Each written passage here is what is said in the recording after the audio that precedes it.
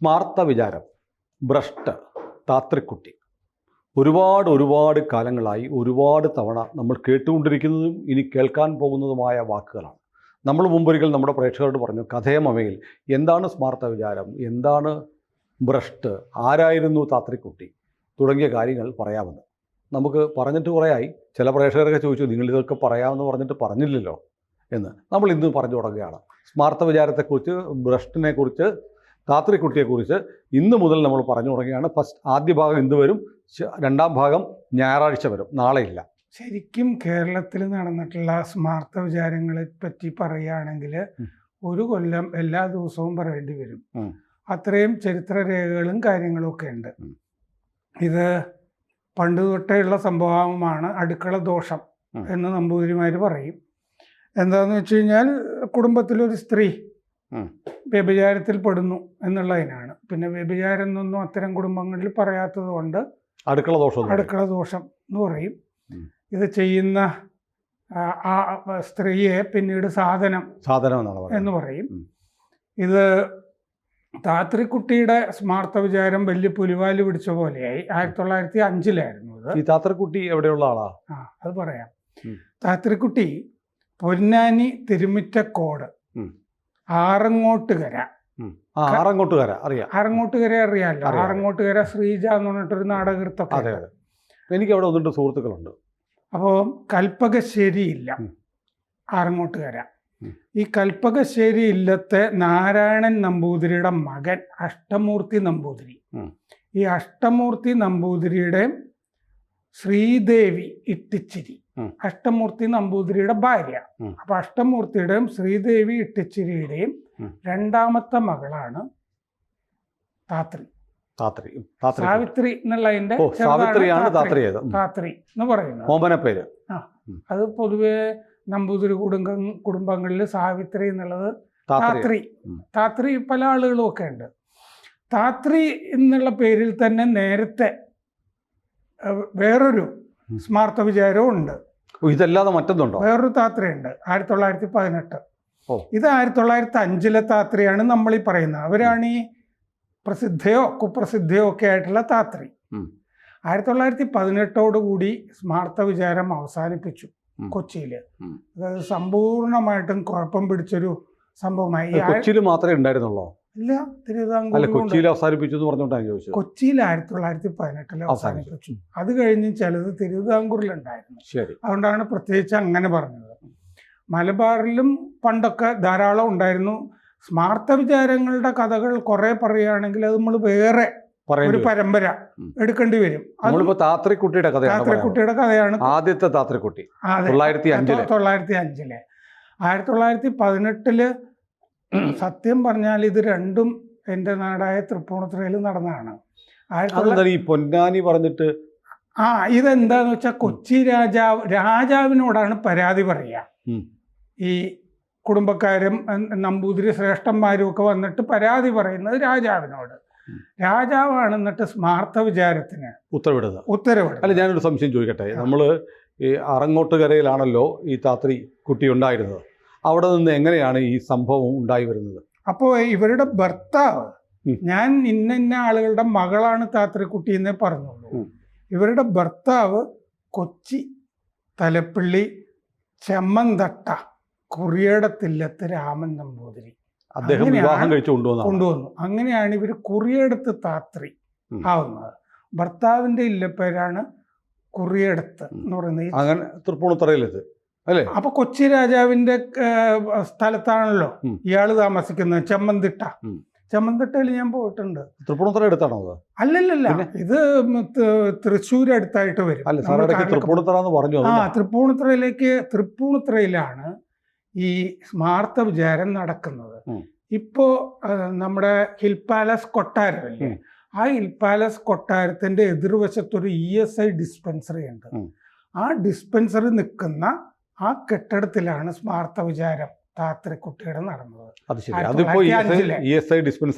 ഇപ്പൊ കൊട്ടാരത്തിന്റെ അകത്തല്ല, കൊട്ടാരത്തിന്റെ പുറത്ത്. അത് ഈ മറ്റേ അതിന് പറ്റിയ ആളുകളൊക്കെ വിളിച്ചിട്ടാണ്. ആ ഭാഗത്തേക്ക് നമ്മൾ അടുത്ത ഭാഗത്തെ വരുള്ളൂ. ഇതൊരു ആമുഖ എപ്പിസോഡായിട്ടാണ് പറയുന്നത്. എന്താണ് താത്രിക്കുട്ടിയുടെ പേരിലുണ്ടായിരുന്ന പരാതി? ഒരു താത്രിക്കുട്ടിയുടെ പരാതി ഉത്ഭവിക്കണമല്ലോ.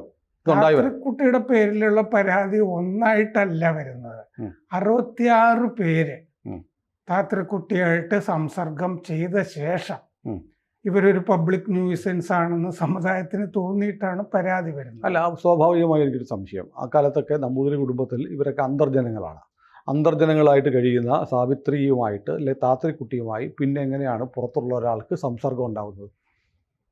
നല്ല ചോദ്യമാണ്. അപ്പോൾ ഈ ശ്രീദേവി ഈ അച്ഛൻ്റെ പേര് പറഞ്ഞല്ലോ, അഷ്ടമൂർത്തി. അമ്മ ശ്രീദേവി.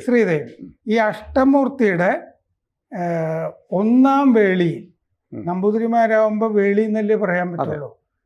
അപ്പോൾ ആ 1-ാമത്തെ വേളിയിൽ 5 പുത്രിമാരായിരുന്നു, ആൺകുട്ടികളില്ല. 2-ാമത്തെ വേളിയിൽ 5 മക്കള്, 3-ാമത്തേൽ മക്കളില്ല. എന്ന് പറഞ്ഞാൽ ഈ താത്രിക്കുട്ടിയുടെ അച്ഛൻ 3 കല്യാണം കഴിച്ചു, 2-ലും കൂടെ 10. അതെ അതെ. അപ്പൊ 1905 ഈ സ്മാർത്ഥ വിചാരം നടക്കുമ്പോൾ ഈ അഷ്ടമൂർത്തിക്ക് 58 വയസ്സുണ്ട്, താത്രിക്കുട്ടിയുടെ അച്ഛന്. ഏതാണ്ട് ഈ 1882 ജനുവരി ഫെബ്രുവരി സമയത്താണ് ഈ ശ്രീദേവിയെ വേളി കഴിച്ചത് എന്ന് ഈ പ്രായം വെച്ചിട്ട് കണക്കാക്കാം. 1900 മെയ് ജൂൺ മറ്റേ സമയത്തൊക്കെയാണ് ഈ വേളി താത്രിയുടെ കഴിഞ്ഞതെന്നും, അതായത് ഇടവം 11-12, ഇടവം 11-നും 12-നും ഇടയ്ക്കാണ് നടന്നിരിക്കുന്നത്. 1900 മെയ് ജൂൺ വരും. എത്ര വയസ്സുണ്ടായിരുന്നു ആ സമയത്ത്? താത്രിക്കുട്ടിക്ക് വേളിയുടെ സമയത്ത് 18 വയസ്സുണ്ട്. പക്ഷെ സംഭവമൊക്കെ അതിന് മുമ്പേ തുടങ്ങുന്നുണ്ട്. ഇത് കല്യാണത്തിന് മുമ്പേ. താത്രിക്കുട്ടിയുടെ മൊഴിയിലേക്ക് നമ്മൾ 2-ാം ഭാഗത്തേക്ക് കയറുള്ളൂ. കാരണം താത്രിക്കുട്ടി ഓരോ ആളിലും അയാളുടെ അടയാളങ്ങളും ഒക്കെ മൊഴിയിൽ പറഞ്ഞിട്ടുണ്ട്. ഇതൊക്കെ കൊച്ചി ആർക്കൈവ്സിലുണ്ട്. ഞാൻ പറയുന്നത് മുഴുവൻ ഈ രേഖയിലുള്ള കാര്യങ്ങൾ മാത്രമായിരിക്കും. ഈ കിംവദന്തികൾ ഒന്നും ഇതിൻ്റെ അകത്ത് സുനിൽ ചോദിച്ചാൽ മാത്രമേ ഞാനത് പറയുള്ളൂ എന്ന് തീരുമാനിച്ചിട്ടുണ്ട്. കാരണം ചോദിക്കുമല്ലോ, ചില സമയത്ത് പ്രേക്ഷകർക്ക് ചോദിക്കാൻ പറ്റത്തില്ല, അതുകൊണ്ട് ഞാൻ ചോദിക്കണമല്ലോ. ഇതിനെപ്പറ്റിയൊക്കെ പലപ്പോഴും ഞാൻ എഴുതിയിട്ടുമുണ്ട്. അല്ല, അതുകൊണ്ടാണ് നമ്മൾ ഇപ്പോൾ ഇന്നത്തെ തലമുറയ്ക്ക് എന്താണ് സ്മാർത്ഥ വിചാരം, എന്താണ് ഭ്രഷ്ട്, ആരാണ് താത്രിക്കുട്ടി, ഇതൊന്നും അറിയില്ല. എല്ലാവരും പ്രയോഗിക്കുന്നുണ്ട് സ്മാർത്ഥ വിചാരം നടത്തിയതൊക്കെ. പക്ഷേ അതിനെക്കുറിച്ച് നമ്മുടെ പുതിയ തലമുറയ്ക്ക് ഒരു അവബോധം ഉണ്ടാക്കി കൊടുക്കാൻ വേണ്ടിയിട്ടാണ് നമ്മൾ ഈ എപ്പിസോഡുകൾ ചെയ്യുന്നത്. അപ്പോൾ ഈ രാമൻ നമ്പൂതിരി എന്നാണ് ഭർത്താവിൻ്റെ പേര്, ചെമ്മന്തിട്ട. ഈ ചെമ്മന്തിട്ടയിൽ ഞാൻ പോയിട്ട് ഇവർ താമസിച്ചിരുന്ന ആ ഇല്ല പറമ്പ് ഞാൻ കണ്ടിരുന്നു. കാരണം എന്താണെന്ന് വെച്ചാൽ ഇല്ലം ആളുകൾ തകർത്ത് കളഞ്ഞു, ഇപ്പം പറമ്പ് മാത്രമേ ഉള്ളൂ. അപ്പോൾ ഈ രാമൻ നമ്പൂതിരിയുടെ ജ്യേഷ്ഠൻ നമ്പ്യാത്തൻ മൂസ്, അയാളാണ് 10 വയസ്സിന് മുമ്പ് താത്രിക്കുട്ടിയെ ആദ്യം ഉപയോഗിക്കുന്നത്. താത്രിക്കുട്ടിക്ക് ഒരു 9.25 വയസ്സ് ആണ് ഉണ്ടായിരുന്നിരിക്കുക ആ സമയത്ത്. അവർ പറയുന്ന കണക്ക്. പിന്നെ ഒരു വ്യാഴവട്ടം ഈ നമ്പ്യാത്തൻ ഉപയോഗിച്ചുകൊണ്ടിരുന്നു. 8 കൊല്ലം കഴിഞ്ഞ്, ഉപയോഗിച്ചു എന്ന് പറയണ്ട, പീഡിപ്പിച്ചുകൊണ്ടിരുന്നു. 8 കൊല്ലം കഴിഞ്ഞ് അനുജന്റെ ഭാര്യയാവുകയാണ് താത്രിക്കുട്ടി. അയാൾ നേരത്തെ കൃഷി തുടങ്ങിയിട്ട് 8 കൊല്ലം കഴിഞ്ഞപ്പോൾ. എന്നിട്ട് താത്രിയെ മറ്റുള്ളവർക്ക് ഇയാൾ കൂട്ടിക്കൊടുക്കുന്നുമുണ്ട് തുടർന്നുള്ള കാലം. താത്രിയുടെ ആരായിരുന്നു ഇയാളെന്നാ പറഞ്ഞത്? ഭർത്താവിൻ്റെ സഹോദരൻ, ഭർത്താവിൻ്റെ സഹോദരൻ രാമൻ നമ്പൂതിരിയുടെ. അത് കഴിഞ്ഞാണ് അനിയനെ കൊണ്ട് കല്യാണം കഴിപ്പിക്കുന്നത്. അതെ. അപ്പോൾ ഇയാൾ ഉൾപ്പെടെ 9 പ്രതികളും 7 ദാസിമാരും കൂട്ടിക്കൊടുപ്പിൽ പങ്കെടുത്തവരാണ്. പലതരത്തിൽ ആളുകൾ വരുന്നുണ്ട്. 16 പേര് ഈ താത്രിയെ പല ഘട്ടങ്ങളിൽ താത്രിയുടെ കൂട്ടിക്കൊടുപ്പുകാരായിട്ട് മാറുന്നുണ്ട്. അതായത് തിരിച്ചറിവില്ലാത്ത ഒരു പാവം പെൺകുട്ടിയെ, ഒരു ചെറിയ ബാലികയെ ഈ നരാധമനായ മനുഷ്യൻ ലൈംഗികമായി ഉപയോഗിക്കുകയും ഒരുപാട് പേർക്ക് പങ്കുവയ്ക്കുകയും ചെയ്തു. ചെറിയ പ്രായത്തിൽ. ആ സമയത്താണ് ഈ കൂട്ടിക്കൊടുപ്പുകൾ ധാരാളം നടക്കുന്നത്. പിന്നീട് താത്രി സ്വന്തം ഇഷ്ടപ്രകാരമൊക്കെ ചിലരെ വിളിക്കുകയൊക്കെ ഉണ്ട്. അത് പിന്നീട് എന്ന് പറഞ്ഞാൽ താത്രി ആദ്യഘട്ടത്തിൽ വേട്ടയാടപ്പെട്ടെങ്കിലും പിന്നീടുള്ളൊരു കാലത്ത് താത്രി, പിന്നെ താത്രിക്കൊരു പകയായി എന്ന് പറയാം എന്നും ഒരു വേർഷൻ ഉണ്ട്. അത് അതിലേക്ക് നമുക്ക് വരാം. അപ്പോൾ ഈ 9 പ്രതികൾ, ഇപ്പം ഞാൻ 9 പേരുടെ പറഞ്ഞല്ലോ, 66 പേരുടെ പേര് പറഞ്ഞു കഴിഞ്ഞാൽ നമ്മുടെ എപ്പിസോഡ് ഇന്ന് തീർന്നു പോകും. പതുക്കെ പതുക്കെ ഓരോരോ കഥാപാത്രങ്ങൾ വരും. ഈ 9 ഈ കുട്ടിക്കൊടുപ്പ് പ്രതികളില് ആ 9 പേരുകൾ ഇപ്പൊ പറയാം. ഓക്കി ഇട്ടീരി, അത് അമ്മാവന. പള്ളുശ്ശേരി ഇട്ടിയാർച്ച നമ്പൂതിരി, മുണ്ടയൂർ മാധവൻ നമ്പൂതിരി, പനങ്കാവിൽ ഗോവിന്ദൻ നമ്പ്യാർ, വടക്കേ മഠത്തിൽ ശ്രീനിവാസ അയ്യർ, കാട്ടാളത്ത് നാരായണൻ നായർ. കാട്ടാളൻ നായാലും വിരോധമില്ലായിരുന്നു. ചേച്ചിയുടെ ഭർത്താവ് പാലത്തോൾ ഇട്ടീരി നമ്പൂതിരി, മുണ്ടയൂർ വാസുദേവൻ നമ്പൂതിരി. 9 കൂട്ടിക്കൊടുപ്പുകാര്, ബന്ധുക്കളും പരിചയക്കാരും നമ്പൂതിരിമാരും ഒക്കെയാണ് കൂടുതൽ. 7 ദാസിമാര്, കിഴക്കൂട്ട് ബ്രാഹ്മണി താത്രി, കൊണവള്ളി മാധവി, വാഴക്കാട്ടിച്ചിരി, ചമ്മൂര ഇട്ടുണ്ണൂലി, ചമ്മൂര ആട്ടി, ചരുവല്ലി അമ്മാളു, ചമ്മൂരെ കല്യാണി. പേരൊക്കെ ഗംഭീരാണ്. ജാരന്മാരില് ചിലരുൾപ്പെടെ 31 പേര് ഈ താത്രിയെ ബ്ലാക്ക് മെയിൽ ചെയ്താണ് ഉപയോഗിച്ചത്. ഞങ്ങൾക്കറിയാം കേട്ടോ, മറ്റേയാളുടെ കൂടെ കിടന്നാണല്ലോ, അറിയാൻ കേട്ടോ എന്നൊക്കെ പറഞ്ഞിട്ട് 31 പേര്. ഇത് ഇവരുടെ താത്രിയുടെ മൊഴി വെച്ചിട്ട് നമുക്ക് മനസ്സിലാകുന്നതാണ്, ഇങ്ങനെയാണ് എന്നുള്ള വിവരം. ജാരന്മാരിൽ ചിലരുൾപ്പെടെ 31 പേര് ബ്ലാക്ക് മെയിൽ ചെയ്യുകയായിരുന്നു. അങ്ങനെ അല്ലാത്ത 3 പേരുണ്ട്, ബ്ലാക്ക് മെയിലൊന്നും അല്ലാതെ. അത് താത്രി, അങ്ങനെ അല്ലാത്ത 3 പേര് താത്രി തന്നെ മുൻകൈയെടുത്ത് ക്ഷണിച്ചു വരുത്തിയ സഹശയനം വേണം എന്നുള്ള തോന്നലിലും ഒക്കെ 28 പേര് താത്രി ക്ഷണിച്ച് അവരുടെ മുൻകൈയിൽ വരുന്നവരാണ്. താത്രിയെ കീഴ്പ്പെടുത്തിയ 3 പേര് ഉണ്ട്. അതാണ് ഈ കുട്ടിക്കാലത്തെയൊക്കെ ഈ കീഴ്പ്പെടുത്തിയതെന്ന് പറയുന്നത്. നമ്പ്യാത്തൻ, അത് ഈ അച്ഛൻ പെങ്ങളുടെ കുടുംബത്തിൽപ്പെട്ട ആളാണ് അയാൾ, നമ്പ്യാത്തൻ മൂസ്. അതായത് കല്യാണം കഴിക്കുന്നതും ബന്ധു കുടുംബത്തിൽ നിന്ന് തന്നെയാണ്. അച്ഛൻ, അതാണ് ഞാൻ ഈ കഥ വായിച്ച് എൻ്റെ ചെറുപ്പകാലത്ത് വലിയ ഞെട്ടിപ്പോയിട്ടുണ്ട്. ഈ പ്രതികളുടെ കൂട്ടത്തിലെ ഉപയോഗിച്ചവരുടെ കൂട്ടത്തിൽ അച്ഛൻ്റെ പേര് സ്വന്തം പിതാവ് അഷ്ടമൂർത്തി, അച്ഛൻ അഷ്ടമൂർത്തി, ചെറിയ പൂപ്പൻ, ഓക്കി ഇട്ടീരി നമ്പൂതിരി. നമ്മൾ നേരത്തെ 9 പേരിൽ പറഞ്ഞില്ലേ. പിന്നെ താത്രിയുടെ അമ്മയുടെ അഫൻ, അതാണ് ഓക്കി ഇട്ടീരി നമ്പൂതിരി. അഫൻ എന്ന് പറഞ്ഞാൽ നമ്പൂതിരി കുടുംബത്തിൽ മൂത്തയാളാണ് വിവാഹം ചെയ്യുക. മൂത്തയാൾക്ക് മാത്രമേ സ്വന്തം സമുദായത്തിൽ നിന്ന് നമ്പൂതിരി കുടുംബങ്ങളിൽ വിവാഹം ചെയ്യാൻ പറ്റുള്ളൂ പണ്ട്. ഇപ്പോൾ അവർ പുരോഗമിച്ച് മാറിയല്ലോ, വീട്ടിൽ അങ്ങനത്തെ പ്രസ്ഥാനങ്ങളൊക്കെ വന്നല്ലോ. മൂത്തയാൾ മാത്രം വിവാഹം ചെയ്യുന്നത് എന്താണെന്ന് വെച്ച് കഴിഞ്ഞാൽ സ്വത്ത് ഭാഗിച്ച് പോകാതിരിക്കാൻ, സ്വത്ത് ഈ കുടുംബത്തിൽ തന്നെ നിൽക്കണം. ആ മൂത്തയാൾ മാത്രം. അപ്പോൾ ഈ അനിയൻ എന്ന് പറയുന്ന ആളൊക്കെയാണ് ഈ അഫൻ എന്ന് പറയുന്ന ആള്, അഫൻ നമ്പൂതിരി എന്ന് പറയുന്നത്. ചന്ദ്രകല അഫൻ, അതായത് മൂത്തയാളുടെ അനിയന്മാരല്ല അഫൻ. അതായത് ഈ സ്വന്തം സമുദായത്തിൽ നിന്ന് നമ്പൂതിരി സമുദായത്തിൽ നിന്ന് വിവാഹം കഴിക്കാൻ കഴിയാത്ത സഹോദരങ്ങൾ, അവര് സംബന്ധമാണ് ചെയ്യുക.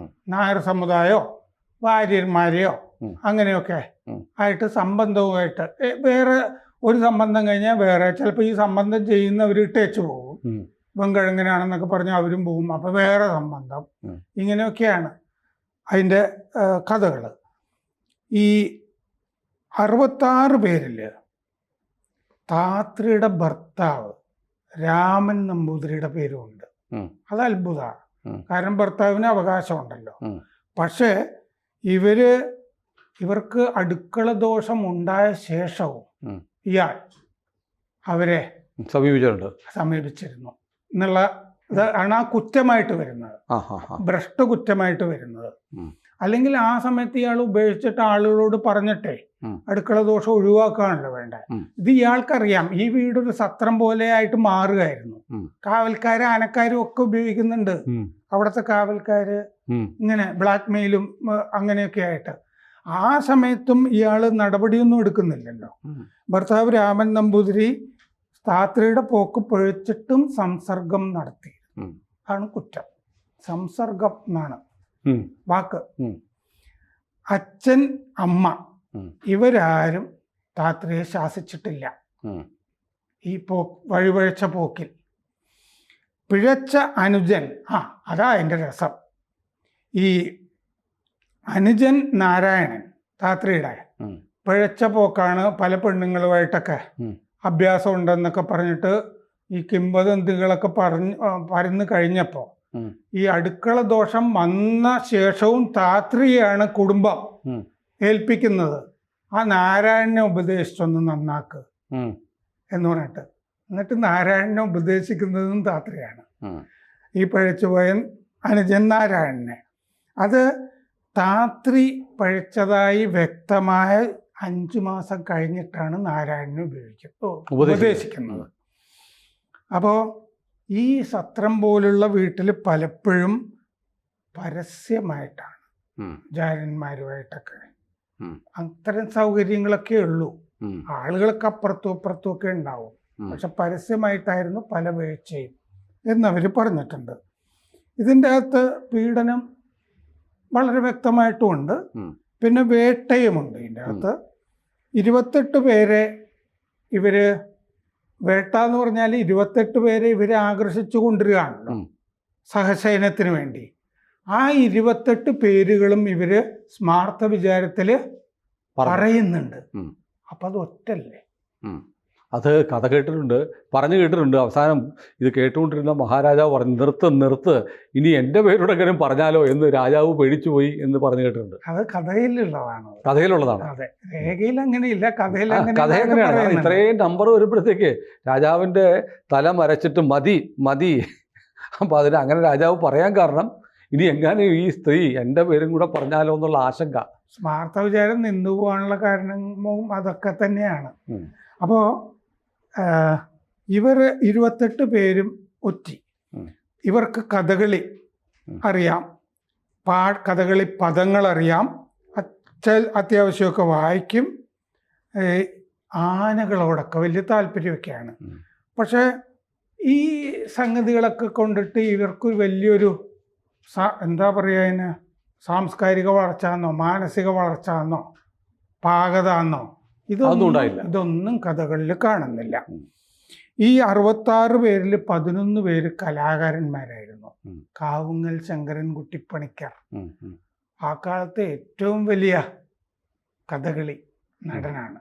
പിൽക്കാലത്തെ കലാമണ്ഡലം കൃഷ്ണൻ നായരെയൊക്കെ പോലെ കാവുങ്ങൽ ശങ്കരൻകുട്ടി പണിക്കരൊക്കെ ഭ്രഷ്ടനൊക്കെയായിരുന്നു. പിൽക്കാലത്ത് പാലക്കാട് വിക്ടോറിയ കോളേജിൽ അദ്ദേഹം ഒരു സ്വീകരണ സമ്മേളനത്തിൽ പങ്കെടുത്തൊക്കെ ആയിട്ട് ഞാൻ വായിച്ചിട്ടുണ്ട്. ശങ്കരൻകുട്ടി പണിക്കരെ ലോകം കുറേയും കൂടി ആധുനികമായ ശേഷം പിൽക്കാലത്ത് അദ്ദേഹത്തിന് കഥകളിയൊന്നും ഉണ്ടായിരുന്നില്ല. അപ്പോൾ 66-ൽ 11 കലാകാരന്മാർ, ബാക്കി 55 ആണല്ലോ. ആ 55-ൽ കൂലിപ്പണിക്കാർ മുതൽ ദരിദ്ര നമ്പൂതിരി വരെയുള്ളവരുണ്ട്.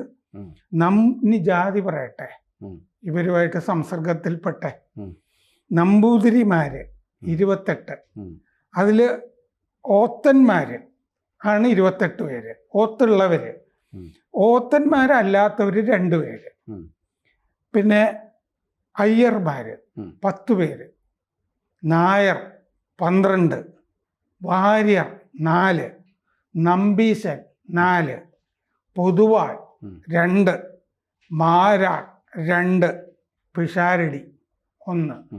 പിഷാരടിമാരുടെ എണ്ണം കുറവാണല്ലോ, വളരെ കുറവാണ്. അപ്പോൾ ഗുരുക്കന്മാര്, ആത്മീയ പ്രമുഖര്, പണ്ഡിതന്മാര്, ആനക്കാരൻ, ബാല്യക്കാരൻ എന്ന് പറഞ്ഞാൽ ഇല്ലത്ത് സഹായിക്കുകയും ഈ ദേഹണ്ടക്കാരും ഒക്കെ ഉണ്ടല്ലോ. ദേഹണ്ടക്കാര്, വെപ്പുകാര്, കാവൽക്കാരൻ തുടങ്ങി ഉള്ള ആളുകളൊക്കെ ഈ കൂട്ടത്തിലുണ്ട്.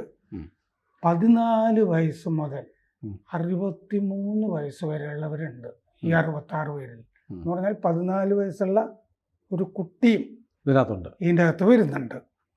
അപ്പോൾ 9.25 വയസ്സ് മുതൽ 22 വയസ്സ് വരെ, 22ാമത്തെ വയസ്സിലാണ് സ്മാർത്ഥ വിചാരം. 13 കൊല്ലം ഈ നമ്പ്യാത്തിന് ശേഷം ഈ അമ്മാവൻ ഓക്കി ഇട്ടീരി തുടർച്ചയായിട്ട് ഇവരെ പീഡിപ്പിച്ചതായിട്ട് ഈ സ്മാർത്ഥ വിചാരത്തിൽ ഏറ്റുപറഞ്ഞിട്ടുണ്ട്. ഏതായാലും നമ്മൾ സ്മാർത്ഥ വിചാരം എന്ന് പറയുന്ന അതിൻ്റെ ചരിത്രം വിശകലനം ചെയ്യുന്ന ഒരു പങ്ക്തി നമ്മൾ ഇന്ന് ആരംഭിക്കുകയാണ്. കേരളം ഒരുപക്ഷെ കേട്ടിട്ടുള്ളതിൽ വെച്ച് ഏറ്റവും വലിയ പീഡന കേസ് ഒരുപക്ഷെ താത്രിക്കുട്ടിയുടെ കേസായിരിക്കും, അല്ലേ? പീഡന കേസുകളിൽ ഒന്ന് അത് കാരണം വേറെ സ്മാർത്ഥ വിചാരമൊക്കെ നടന്നിട്ടുണ്ട്. ഏതായാലും നമുക്ക് ഈ കഥയുടെ വിശദാംശങ്ങൾ, കഥയല്ല, ഈ സംഭവത്തിൻ്റെ, ഞെട്ടിപ്പിക്കുന്ന ഈ സംഭവത്തിൻ്റെ അടുത്ത എപ്പിസോഡ് ഞായറാഴ്ച നമുക്ക് സംപ്രേഷണം ചെയ്യാം. കൂടുതൽ വാർത്തകളും വിശേഷങ്ങളും നിങ്ങളിലേക്ക് എത്താൻ ABC മലയാളം സബ്സ്ക്രൈബ് ചെയ്യുക, ബെൽ ബട്ടണും അമർത്തുക.